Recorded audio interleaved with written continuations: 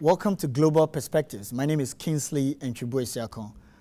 Today we're going to be talking about the recent shooting incident at the Westgate shopping mall in Nairobi, Kenya, a very upscale shopping center. And with me in the studio to do the discussion, Kaka Patro, Stacy Sharifa, and Peter Mwangi, all from Kenya. Kaka Patro and Peter Mwangi are PhD students, and Miss Stacy Sharifa is a pre-med student here at OU. Welcome to the program.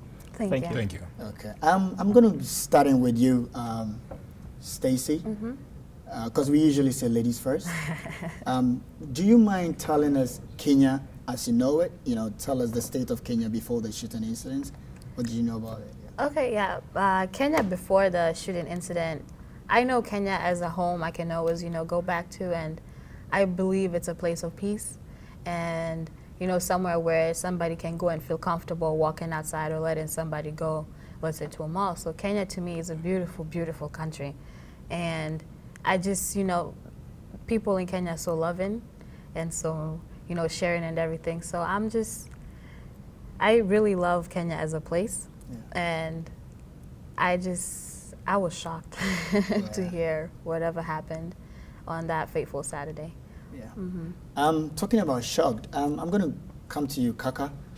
How did you receive the news when you heard that, gunmen from Al-Shabaab, a terrorist group in Somalia, had just stormed the shopping mall and started shooting people? How did you take the news? Being a digital generation guy, the first place I got this news was from digital news. We have a lot of websites in Kenya, like mostly news vendors from the Jackal News. Do we call them the Jackal News? That's actually where I got the first news, and then Twitter. I follow a lot of Twitter messages, and then of course the word of mouth. It was just a coincidence that I called my sister who works in Westland to find out if she was there, because she works close to that place. She works in the nearest mall from Westgate at Sarit. So lucky enough, she wasn't there, and it was unfortunate that the incident happened. Yeah, it's really unfortunate. Peter, yep. Currently the death toll stands at 69 people dead, and the Kenyan Red Cross have put officially that 71 people were missing. Do you have any idea what effect this is going to have on Kenya in general? Well, I think we are still recovering from the shock of that attack. Although some people might argue that we are somehow used to such kind of attacks, because since we sent our troops to Somalia in 2011, I think we have had a total of almost 80 attacks, but they haven't been that large-scale attacks, because they just throw grenades to people worshiping or having a good time in the bar. But we must start by really commending the Red Cross and all the first responders for the work they did on Saturday, and the work that they are still continuing to do. But now coming to your question regarding the people who are still missing and the ones that we have lost, still we don't really know the actual number of people who have died, apart from the numbers or the figures that we have heard from the government officials. Sure. Probably, as sad as it might be, probably have lost any hope of rescuing more people from the mall. So we can really conclude that all the ones who have not been accounted for by this time are dead. So we are talking of like an equal number of people who might have died in the incident. Yeah, that's really unfortunate. And Stacey, just like you said earlier, Kenya is known to be a place of peace. Yeah. But going off from what Peter said, that at least there's been about 80 attacks. Would you say that the security situation, and whether it's the government or security agencies in Kenya, would you say that they've not been up to task, or they've relaxed a bit? Is it something that, what do you think is going on to allow all these things to be happening? I really want to, coming from somebody in my generation, I want to say I really commend the government for all the effort that they've been doing. Kenya's government, they're really taking a step forward to do whatever they can do in the country. So going back to saying that the government isn't really doing its, job and something like that, I really want to say it's not that easy to pick out somebody, who's carrying a grenade and walking into a church. A grenade can easily fit into your pocket, Yeah. So having to say that the government could have done something to help, it's like saying that the government can, help. It's really hard to say that the government really had a say in what happened. Yeah. I do believe that the government really showed its strengths in how fast they did respond when this attack happened, and how much effort the government made to help out the victims and the survivors of the shooting. So I wouldn't want to say Kenya's security is off the grid. It really isn't, because even when everything else has happened, we have tried. People in Kenya do try. When all those attacks that, as Kaka Patrick talked about, as Peter Mwangi talked about, all those attacks that happened, Kenya's government and Kenya's soldiers have tried to help out, knowing that they can do something to help the country and the people of the country. Yeah, and it's very good that you mentioned, the role of the government. We all saw how the president and President Uhuru Kenyatta and the opposition leader, how they all teamed up and went to the place and all that. So that's really commendable. But Kaka, I'm going to pose the same question to you. Despite the fact that the security, it's okay, everything is all right, these things are still happening. Is there something you think could be done when you talk about the security situation in Kenya in general? I think no one can really want to have a security situation infringed everywhere, and acts of terrorism can happen anywhere. In the whole world, anywhere. You remember, I can give you an example even for the September 11 attack. This happened in the US, and it can happen anywhere, any country, regardless of the security situation.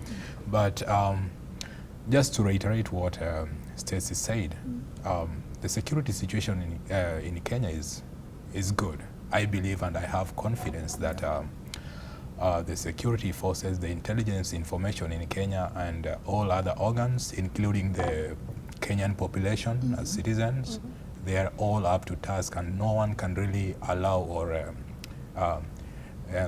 help terrorists to do such things in Kenya.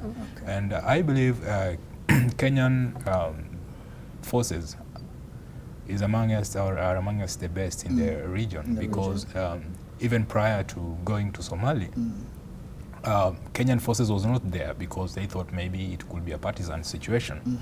But as soon as Kenyan forces went to Somalia, that's when the situation in Somalia stabilized, and they helped bring peace. They helped retain or save or take the many states of Somalia, and that's when maybe I can speculate by saying that the situation, that's where maybe the Al-Shabaab started, their reign started beating on them. That's a very valid point. Because if you listen to the reason that Al-Shabaab, the reason they gave, they go about saying that they are doing this in retaliation, in response to the fact that Kenyan forces are in Somalia, and according to them, they are killing Somali people. But when you look at the operations of Al-Shabaab, they've been killing Somalis, and Somalis are not Kenyan forces. So Peter, talking about the strategic role Kenya plays, in that region, what do you think it's the way forward? Talking about Kenyan forces in Somalia, is this going to be something that intimidates them, or are they still going to keep up the faith and still do a good job in Somalia? I don't think so, really. It's not going to have a very negative impact on our country, because if anything, actually this incident has united Kenyans more, and not just Kenyans, because we cannot say that this was an attack that was targeting Kenyans. It involved people from different places around the globe. So it's an international attack. And Kenya has continued or has been playing host to our neighbors from, who come from politically unstable countries. Really, a lot of people from Somalia who are here in the US most of them consider Kenya as their second home. You ask people from South Sudan, they consider Kenya as their first or second home. After this incident, after everything has been said and done, I think since we are suffering from being so kind to our neighbors and generous, I think we cannot really, this thing cannot deter us from continuing being the good host and neighbors that we have been. Okay. If anything, judging from what I have seen, the reactions of people from Kenya and from the neighboring countries is going to cement our relationship.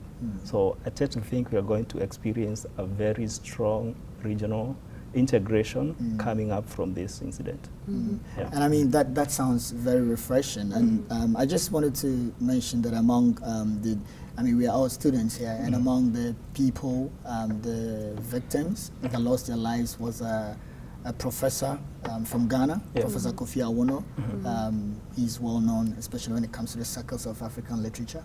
You know, so that's really sad. And then, I mean, just kind of related though, but recently UK also came out to say that they think that Ghana, you know, it's also on the list of Al-Shabaab. You know, so which means that it's all over the place. But then talking about Westgate Shopping Mall. Stacey, I'm going to come to you on this. Westgate Shopping Mall, I know it's kind of an upscale. It's usually frequented by tourists and foreigners and people who belong to a certain class in Kenya. Could you tell us a bit about the shopping mall and why, you know, these reasons I've mentioned and why the others that it would easily be such a target for Al-Shabaab? Okay, the thing about when I think about Al-Shabaab, when they come and do something like this, not just Al-Shabaab, but somebody who will want to come and cause harm to people, I felt like when they decided to go into Westgate Shopping Mall, they felt like they would actually make a dent in Kenya and make people start thinking twice, you know, trying to make something happen in the population. But what I really want to let them know is that they really did, they shook us, but we didn't, you know, we didn't feel it. We felt it in our hearts, but we're still strong. You know, as a country, we would have decided to do something drastic. And I commend our president for something like this because, you know, if you go to any other countries, you see wherever's going on in any other countries. If it was, I feel like if it was somewhere else, they would have, you know, they would expect you to fight back. But we didn't do that. We concentrated on our people. That's what Kenya did. And that's what makes me hard, you know, makes me really hard to understand why would somebody attack such a peaceful nation. As Peter Mwangi said, we went in trying to help them. And we're not, we wouldn't have gone in if they didn't ask for our help.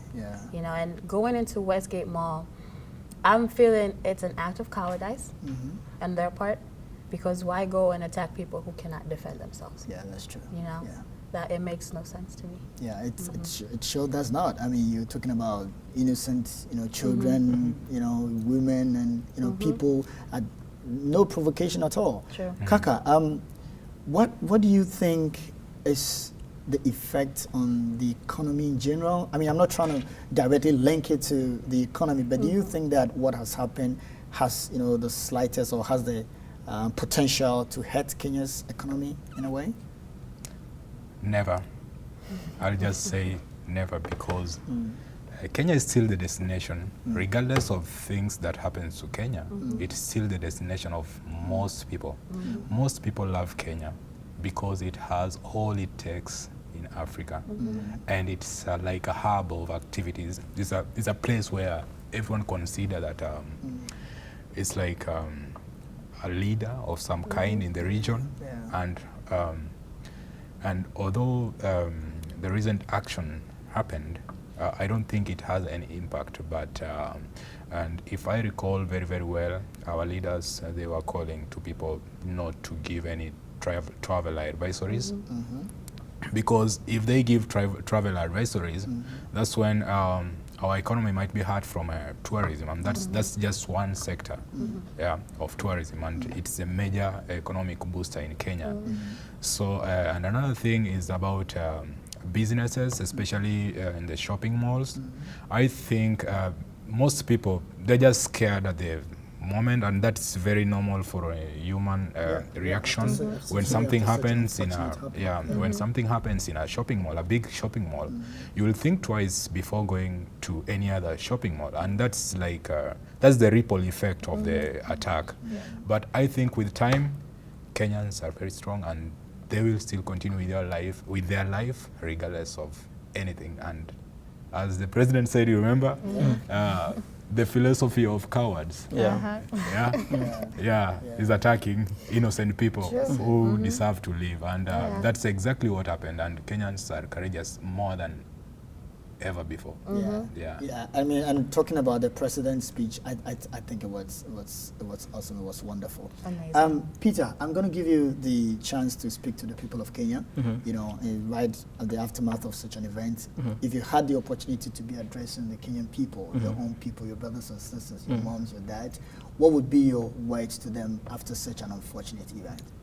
Really, what this incident has reminded me is that we are one people. Because remember, before this thing happened or took place in Kenya, we had just come from a very hotly contested presidential debate. And as all the presidential elections do, the world over, they polarize the country. So I would say our country had been somehow very polarized prior to this attack. But judging again from the way people responded to this incident, I tend to think for the first time in like 6 months, people are realizing, we are not as divided as the politics sometimes tend to portray our country. They responded and they owned up this attack, and they said, well, this is an attack on our sovereignty, on our country. So we need to stand for each other, to support each other. So what I would tell Kenyans is, like, we don't need such a thing to happen in Kenya for us to remember that we are one people. Yeah, so we should actually stand for each one of us every single day and really move the country forward. Yeah, because together or united we stand, divided we fall.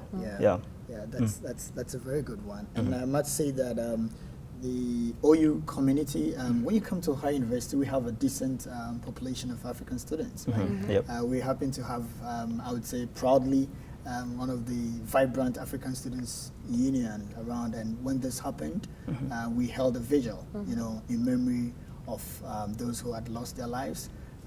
Stacy, what would be your words to your brothers and sisters and your friends and your mothers, your fathers back home in Kenya after this event? I would just like to tell them to stay strong. Just as Peter Mwangi just said, just stay strong. If it doesn't kill us, it makes us stronger. And this is what this has done for us, like, today. As Kenya, as a country, we have proven to the world that we can stay strong and we can stay together. And I also just wanted to go out and say thank you to all the men and the women who risked their lives going in and trying to stop the Al-Shabaab when they were in the mall. Just want to say thank you to them, and just telling our people to stay strong as a people, and just to remember that united we stand. And that's just one thing we need to remember as a country. Just keep our values, and we'll be good. Okay. Kakapatro, before you answer, before you give your final word to Kenyans, I know that's you got to look at the positive side of things, and no matter how gloomy this might look, no matter how terrible, of a situation this was, do you see? You already mentioned, and Peter also talked about the political union. Do you also see the same thing? I mean, I saw the president working alongside, the opposition leader. What does this mean to you? Actually, to me, I know the world might see Kenya as a very charged political environment, but all this as a online guy or a digital guy, it happens in the social media. You go to Kenya, it's a very peaceful country. People will just throw words at each other in the social media, but in the real sense, in the real life, you'll hardly see like a Kenyan saying something bad to a fellow Kenyan because they are together. So politically, they'll just it might have some. We might have some changes politically, because the Kenyans know how to judge what they want, and they will get what they want under all means. Yeah. Okay. And then finally, I'm going to give you the opportunity to say your final words to the people of Kenya. Kenya, we are one. Kenyans are friendly. I will tell my fellow Kenyans to continue being patriotic. We were really touched. You really know that you love Kenya when you're not in Kenya. Right now, I've been away for close to 3 years, and I really love Kenyans and their culture and everything. I was touched by their gesture, contributing close to $500,000 US within one day. That is something that left a mark on my heart. And also donating blood. Within 2 days, they've donated like 3,000. I would like to thank them and to continue living the way we've been living. And if you realize something, I did not mention anything about religion. Kenyans don't talk about religion because they consider each other as brothers and sisters. Well, thank you for that. And finally, this is going to come as a bonus question to each of you, and I'm just going to lay it on the table because we are all in the same shoes. We're going to talk about the issue of safety, as in when you guys were back home in Kenya and when you came to the United States. Your life in Kenya and your life in the United States as students. When you talk about the issue of safety and security, is there a way you could contrast the two? Can you compare the two? Where do you feel more secure? Well, that's a tough question, but again, we must really realize that we are talking about two different countries here. So people with two totally different, lifestyles and cultural perspectives and everything. So probably and our economic activities again are very different. So some of the incidents that we have experienced, for instance, in Kenya, that might contribute to insecurity emanate from what people do for their own survival. So really, we cannot stop some of these things, or we can only try to educate our fellow Kenyans really to accommodate each other's needs, because some of the needs are really sensitive. But with regard to the terrorism attack that we experienced in Kenya, where I would say America, the US is really stable. I mean, people have coexisted together for such a long time. But in our situation, in as much as we are kind of trying to craft this regional integration, some of our neighbors are really very unstable politically, and that is what is contributing to this. For instance, the attack that we just experienced last week, in as much as these guys are claiming to be really belonging to one religious faith or the other, we have seen the Muslim leaders coming out in open to condemn it. They have been there donating blood. They have been there, offering any kind of support they could. So I would say, well, it's shaky at the moment, but it can only get better. And I'm going to come to both of you on the same issue. Like I said, the question is just resting on the table, which means it's got to be tackled. But you said something that I thought is very important. We've intentionally kept the issue of religion out of the discussion because we don't want anybody to think that, as other people are claiming, or as the terrorists are claiming, they're doing it in the name of a particular religion, which to us doesn't hold any water. So I'm glad you brought that point out. It's got no association with any religion. But Stacey, it's your turn to answer, the question of how secure you felt when you were in Kenya and how safe you are now that you are in the United States of America. Honestly, I came here when I was still, pretty young. How old were you? I came here when I was 15 years old. And honestly, to be honest, when I was back in Kenya,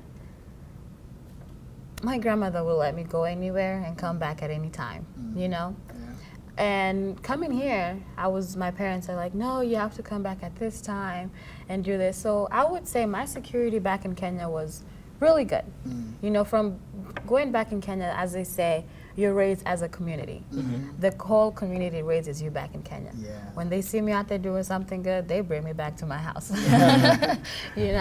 So I would say I was very safe back at home. I was really safe back home, and I still feel safe in America. I want to say, like Peter Mwangi said, that you're comparing two different countries, but I feel as Kenya as a whole, we care too much to see bad things happen to people. Okay. And that's why I really felt safe back at home, and I do feel safe here. So it's really hard to try and compare the two. Yeah. You know, when we're talking about response, That's you know, true. That's true. I know. Yeah. it's really hard to separate Okay. those two. Yeah. Kakapatro, Yep. tell us about your experience. Definitely, we are talking about two different contexts. The US, this is a very developed country. They have structures that are very well established. In Kenya, we are a developing country, trying to gain our ground in all sectors, security, economy-wise, and even education and technology. All this, we are still growing, and we are a growing country. But despite all that, I think I was safe when I was in Kenya also.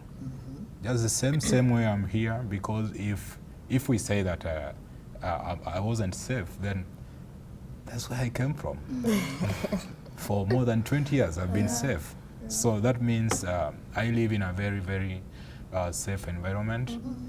The society, just as my brothers here said, that the society is like your keeper. Yeah. We got each other's back. Yeah, we have each other's back, and being a friendly community. I gave an example during the vigil. It's only in Kenya where a stranger is welcomed into the house, given food, given even accommodation to sleep, and then you can talk to a stranger. That is something that you cannot do here in the US. You cannot talk to any person. Somebody might call the police. So Kenya is safe. To me, although we are different structure-wise and development-wise, we are different, but we are safe, both places. All right. And then, I mean, I just meant to, you know, I was glad when you said that during the video. Yeah, but I also just wanted to throw it out there that Ghana is also very hospitable. All right, thank you so much, guys. You've been watching Global Perspectives. My name is Kingsley Antwi-Boasiako, and I've been your host. And I was in the studio with Kakapatro, Stacey Sharifa, and Peter Mwangi, and they helped us talk about the unfortunate Al-Shabaab shooting incidents at the Westgate shopping mall in Nairobi, Kenya over the weekend. Thank you so much, guys, for coming. Thank you for having us.